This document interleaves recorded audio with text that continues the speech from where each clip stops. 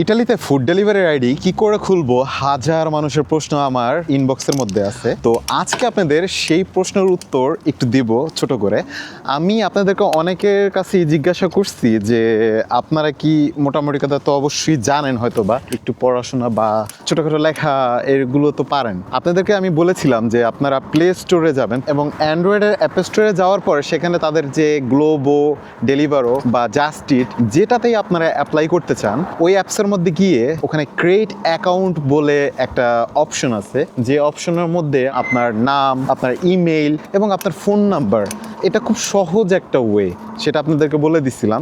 তারপর তারা কিন্তু স্টেপ বাই স্টেপ আপনার কাছে লিখে দেবে যে আপনারা এখন ওই কাগজটা দেন, মানে আপনার পারমেসি di soggiorno, কদিচি ফিসকালে এবং ডাক্তারি যে কার্ড আছে সেইটা, ওইটাকেই কদিচি ফিসকালে বলে, এবং রেসিডেন্ট যেটা আছে ওইটা, এই তিনটা কাগজ আপনার মাস্ট লাগে। ব্যাংক স্টেটমেন্টও চায়, যেহেতু ব্যাংকের একটা ব্যাপার আছে যে আপনার সেই সঠিক ব্যক্তি কিনা আপনি, যার নামে আপনি আইডি অ্যাপ্লাই করতেছেন, তো অবশ্যই আপনার নিজের নামের একটা ব্যাংক অ্যাকাউন্টও থাকা লাগবে।